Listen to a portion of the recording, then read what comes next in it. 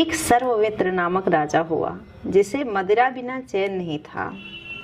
चाहे राज दरबार हो चाहे राजमहल हो, जहाँ कहीं भी रहता, हर घड़ी मदिरे की नशा में बुत रहता। धीरे धीरे वे अपने अधिकारियों को, सलाहकारों को भी पिलाना शुरू कर दिया। हालत ये हुई कि कुछ ही दिनों में राज्य कार्य ठप्प हो गया। अधिकारी मनमाने कार्य करने लगे, सारे प्रजा को सताने लगे। जब राजा का यह हाल हो, जब राजा ऐसे दोषपूर्ण स्थिति में चला जाए, तो प्रजा की कौन सुनेगा। उस राज्य में एक पंडित जी रहते थे। उन्हें बड़ी चिंता हुई। उन्होंने मन में विचार किया कि मैं एक प्रयास करके देखता हूँ कि राजा का यह जो लत है, आदत है मदिरा पीने का, वो कैसे छूटे। उन्होंने उपाय सोचा। राजपथ से महाराज की सवारी निकल रही थी। वहीं पे ब्राह्मण देवता मदिरा लेकर के बेचने बैठ गए।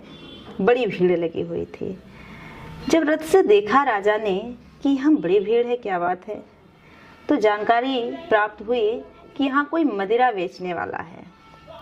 तो राजा के मन में आया कि भाई इसकी मदिरा देखी जाए, कैसा बेच रहा है, कितनी चढ़ती है। तो उतर करके गए तो देखा कि भीड़ के बीच में जो बैठे हुए हैं पंडित जी मदिरा बेचने के लिए, वो बोल रहे हैं कि आओ आओ मेरी मदिरा लेकर के जाओ।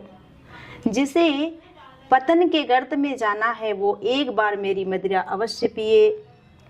पीते ही आप नाली में गिर पड़ोगे, आपके ऊपर कुत्ते गुजर जाएंगे, आपके घर में पैसे नहीं होंगे, थाली बर्तन कपड़े बेचना शुरू कर दोगे, घर में आपकी पत्नी पीटेगी, काम में मन नहीं लगेगा और आप ऐसे सभी गुणों को प्राप्त होते चले जाएंगे।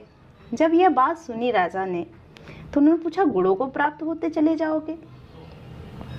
महाराज, आप तो जितने भी बात बोले हो मदिरा के बारे में वो सारे अवगुण थे, गुण तो एक भी बोला ही नहीं।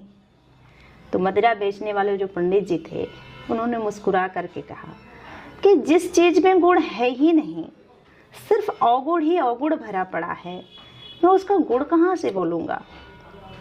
राजा ने कहा, इस तरह से कौन खरीदेगा आपकी मदिरा को, कोई जनता नहीं खरीदेगी। तो पंडित जी ने कहा कि महाराज, आम जनता तो नहीं खरीदेगी, ये मुझे भी पता है, परंतु राज दरबार के जो राजा के अधिकारी हैं वे तो जरूर खरीदेंगे और इसे पी करके प्रजा पर अत्याचार करेंगे। ये वाक्य जैसे ही राजा ने सुनी, उसकी आंखों के सामने अपने पूरे राज्य का चित्र उभर आया। उन्होंने क्षमा मांगी, कहा कि महाराज, आज के बाद मैं मदिरा को कभी भी हाथ नहीं लगाऊंगा, कभी भी नहीं पीऊंगा।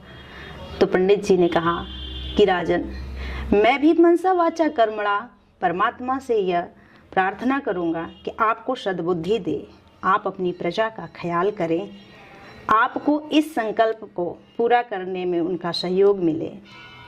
कहने का अर्थ यह है कि मदिरा में कोई गुण होता ही नहीं है।